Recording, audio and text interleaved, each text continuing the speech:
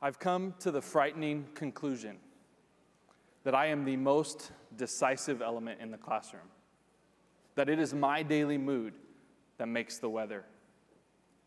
As a teacher, I possess the tremendous power to make a child's life miserable or joyous. I can be a tool of torture or an instrument of inspiration. I can humiliate or humor, hurt or heal.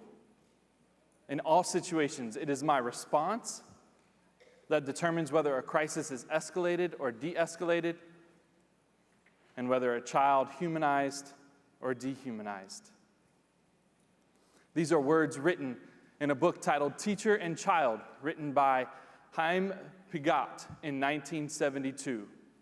And they highlight the beautiful picture of the power of a teacher to inspire young children in classrooms today. If I were to ask all of you to think of your favorite teacher, perhaps a teacher that has made a difference in your life, I suspect each of you would think of similar things, similar traits. Like perhaps your teacher was fun or filled the classroom with laughter. You know, the kind that makes you cry and your belly hurt all at the same time. Maybe you think of a teacher who's inspired you or believed in you, even when no one else would. Because sometimes as teachers, we have to believe in you until your own belief can set in.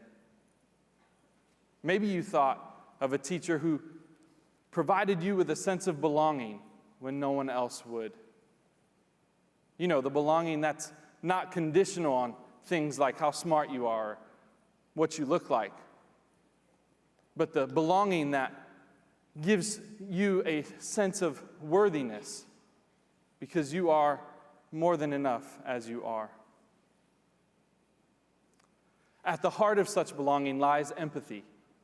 Empathy is the ability to share and experience in another person's feelings.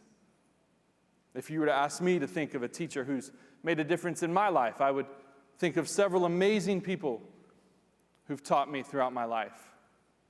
But I would also think of Ronald, a young man about your age who taught me about empathy and the power of belonging. In fact, I remember the moment like it was yesterday. I was in college working at a summer camp for children across the country. And as I said, Ronald was in middle school at the time, and he was one of my first campers.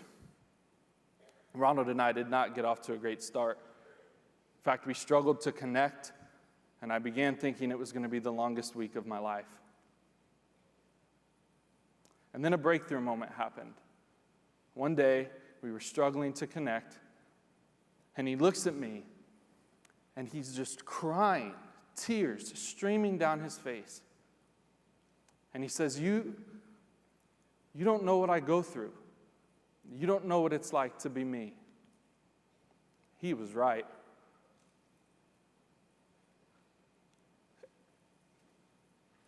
It was so difficult because in that moment I realized that my words and actions had done more to judge him and hurt him than to lift him up.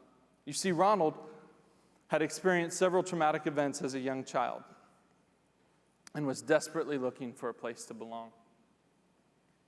The rest of our week went very well. We developed a friendship and a bond that still impacts me today, obviously.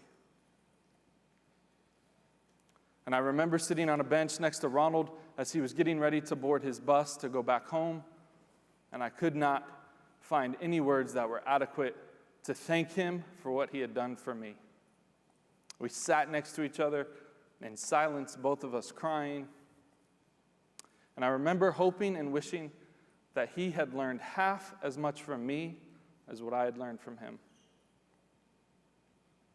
Brian Stevenson once said, I don't do what I do because I'm certified. I do what I do because I am broken too. This is why I am a teacher. This is why I'm so passionate about the teaching profession. What other profession allows us to inspire and be inspired all at the same time?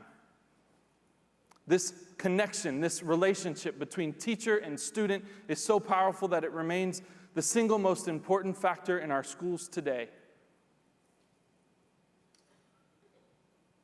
Without it, students would struggle without a sense of belonging. And it is our job as teachers to inspire and give hope. You know, there are no doubt amazing teachers all across the country and in your schools today.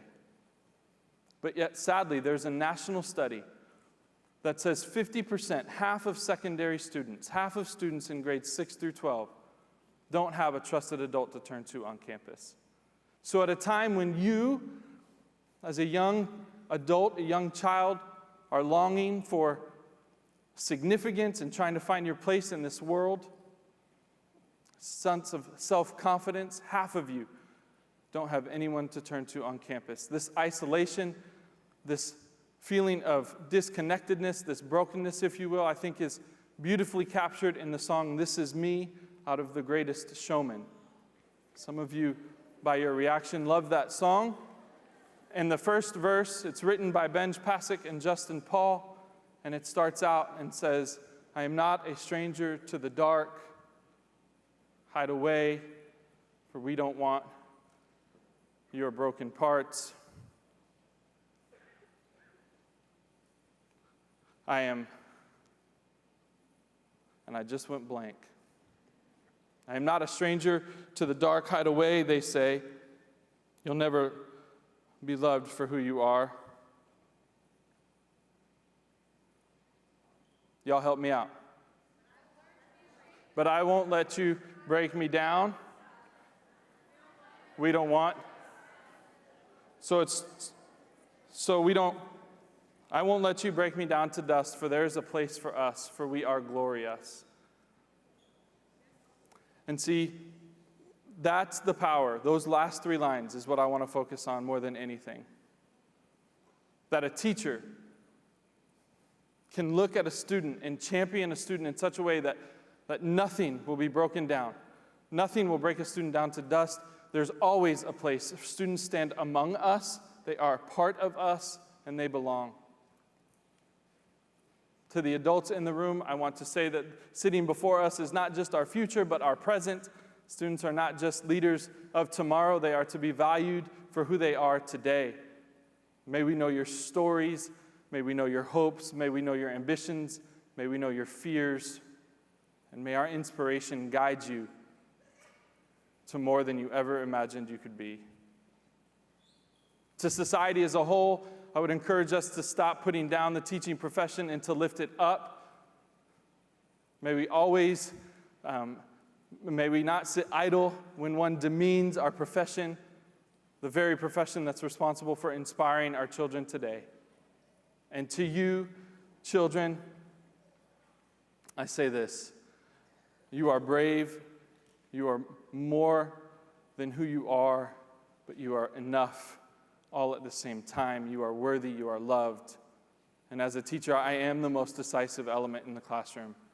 May we always choose joy. May we always choose sunshine, even in the darkest of storms. May we choose inspiration. May we choose laughter and healing.